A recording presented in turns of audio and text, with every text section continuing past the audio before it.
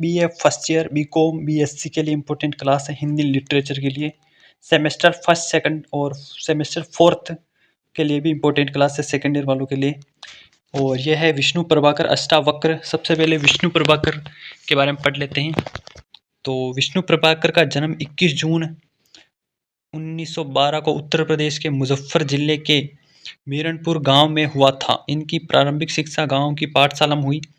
पारिवारिक कारणों से इन्हें शिक्षा के लिए हिसार हरियाणा जाना पड़ा। वहीं पर एक हाई स्कूल में इन्होंने शिक्षा प्राप्त की। विष्णु प्रभाकर के जीवन पर आर्य समाज तथा महात्मा गांधी के जीवन दर्शन का महत्वपूर्ण प्रभाव पड़ा। तो इन्होंने कहानी, उपन्यास, नाटक ये सब लिखे हैं। इनकी रचनाएं पर आते हैं सीधा।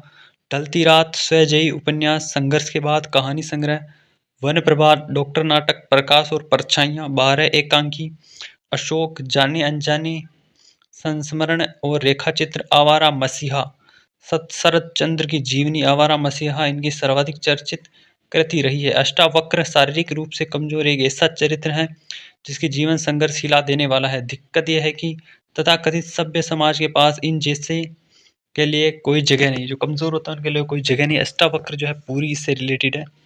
इसके पीडीएफ के लिए लिंक डिस्क्रिप्शन में टेलीग्राम की वहाँ पर मिल जाएगी। तो चलिए शुरू करते हैं अष्टावक्र को। चुपचाप सुनिए, ईयरबड्स लगाकर, समझ में आ जाएगा। आराम से लिख दोगे। इससे रिलेटेड पर्सन आए, इससे रिलेटेड लिख देना है। नंबर ऑब्वियसली मिल ही जाएंगे आपको। तो खंजाचों की विशाल अट्टालिका को जाने वाले मार्ग पर सौभाग्य से चिरन संगी दुर्भाग्य की तरह अनेक छोटी छोटी अंधेरी और बदबूदार कोठरियां बनी हुई थी। उन्हीं में से एक में विचित्र व्यक्ति रहता था जिसे संस्कृत पढ़े लिखे लोग अष्टावक्र कहते हैं।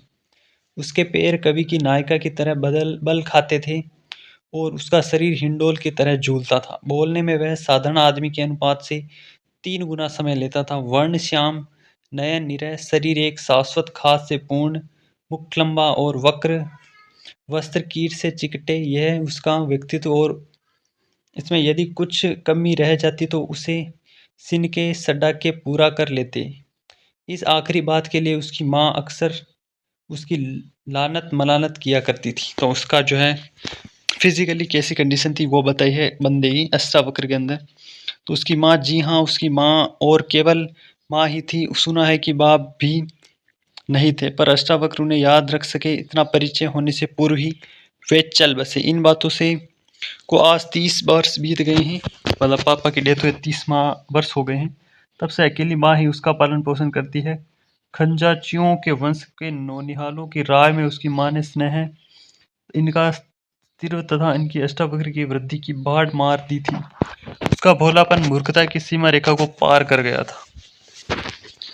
यद्यपि असमय में जाने वाले बुढ़ापे के कारण उसकी माँ का शरीर प्राय शिथिल हो चुका था।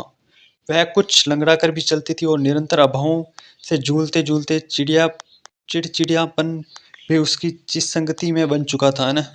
तो इसके अंदर जो है शारीरिक और आर्थिक दृष्टि से कमजोर जो एक बंदे की स्टोरी दिखाई गई है। तो इससे रिलेटेड क्वेश्चन आए, इस पीडीएफ को एक बार पढ़ सकते हो।